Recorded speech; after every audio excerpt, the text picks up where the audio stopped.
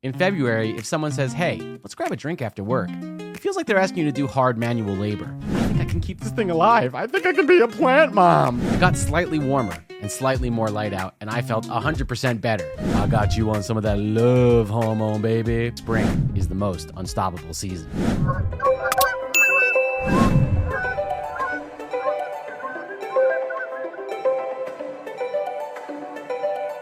Hey folks, welcome to another episode of the Evening Goose.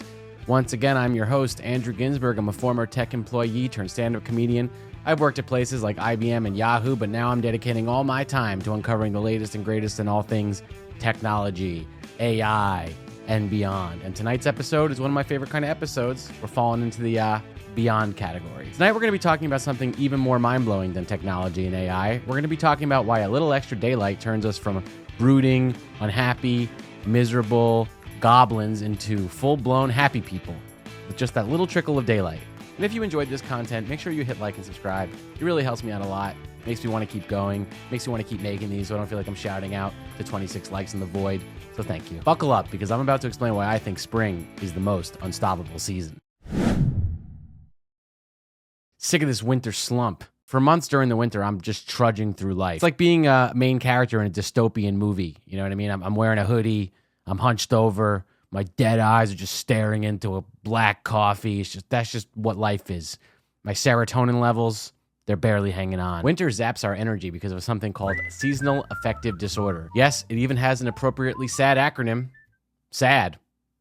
I wonder who came up with that. Probably some scientist who jumped off a bridge. Less sunlight means our bodies produce more melatonin, the sleep hormone, which is why we all feel like napping at 4 o'clock in the afternoon. And some of us, like me, actually do because we have nothing else to do. Meanwhile, serotonin, the chemical responsible for actually making us feel good, is just gone in the winter. It's all melatonin, baby. But something interesting happened this week, and that's why I thought I'd make this video. It got slightly warmer and slightly more light out, and I felt 100% better. I feel like I'm in some sort of weird pharmaceutical ad where I'm like running around in a field with my dog and my friends. Like, I've just gotten my first erection in 6 months. But why does this happen? Well, let's dive in. So more sunlight means more serotonin production, and suddenly we have energy, motivation, and the urge to do things like, maybe I will go for a run. Maybe I will smile. Maybe I'll clean my apartment. That's why we have spring cleaning. It all seems more possible. Exposure to sunlight helps us regulate our circadian rhythms, making us feel more awake and alert during the day. So yeah, you actually are a different person in the spring. Your chemicals are different. All right, so let's dive into the nitty-gritty of why our brains throw a little rave party when it's sunnier. So sunlight stimulates the production of vitamin D. D's nuts, which in addition to keeping our bones from turning into breadsticks, plays a crucial role in boosting dopamine. Dopamine is the neurotransmitter responsible for pleasure and motivation. It's the reason why suddenly everything feels like it has potential. Should I learn Italian? Should I plant a garden this summer? I mean, why not? I live in the city, but I got a rooftop. I can grow jalapenos up there and make a bottle of hot sauce.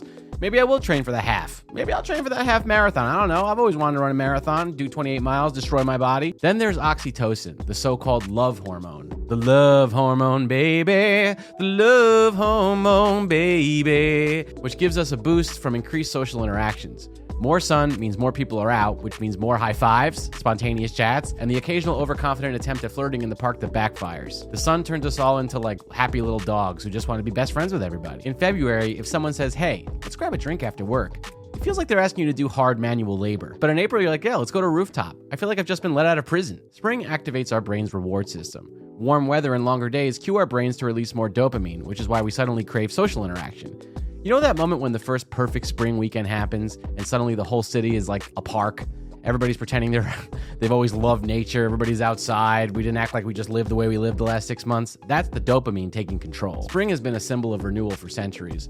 Long before we had rooftop bars with buckets of Bud Light, the ancient Egyptians celebrated the festival of Wenpet Rebpet, which might not be how you pronounce that. But that's their new year, which coincided with the annual flooding of the Nile. This brought fresh life to their crops. The Greeks had Persephone, whose return from the underworld marked the beginning of spring, basically the original hot girl summer. Then let's not forget the Romans, because, you know, guys think about Romans 24/7. They threw massive parties for the Flora, the goddess of flowers and fertility. Even in the Middle Ages, spring was when festivals, planting, and let's be honest, a whole lot of matchmaking started happening. People took off their heavy winter layers and much like today, started making questionable decisions in public spaces. 2 degrees warmer, time to break out those shorts and pretend it's Miami. Spring convinces us that we're invincible. You'll see a guy in a tank top and flip-flops walking next to somebody in a full puffer coat. But the real psychological shift, color. Studies show that people wear brighter colors in spring because our brains associate them with energy and positivity. So yes, that pastel crackhead shirt that you're wearing actually is making you happier. And let's not forget the first well-documented effect of sunglasses. There is an actual effect called the sunglasses effect, which boosts our confidence. The moment people put on sunglasses, they just feel like they're cool, and they are. You're not just walking to get coffee, you're shuffling down a red carpet. There's actual psychology behind this, I'm not even joking around. Blocking eye contact makes us feel slightly more invincible, which is important when you're walking on the street in Manhattan. Even the grumpiest New Yorkers get caught up in the magic of spring. You'll see someone who's been scowling on the subway all winter, suddenly buying a potted plant and like, I think I can keep this thing alive. I think I can be a plant mom. Our increased sunlight exposure fuels the part of our brain responsible for planning and reward-seeking behavior, which is why we go from, let's stay inside forever and kill ourselves to, I must be outside all the time. So yeah, to summarize this episode, spring, happy, winter, miserable, disjointed, dystopian goblins. If you enjoyed tonight's flight of the Evening Goose, don't forget to like and subscribe, hit that notification button. It helps me more than you think. Most importantly, folks, remember, go outside. You earned it. This winter was horrible. I'm Andrew Ginsberg. Have a good night.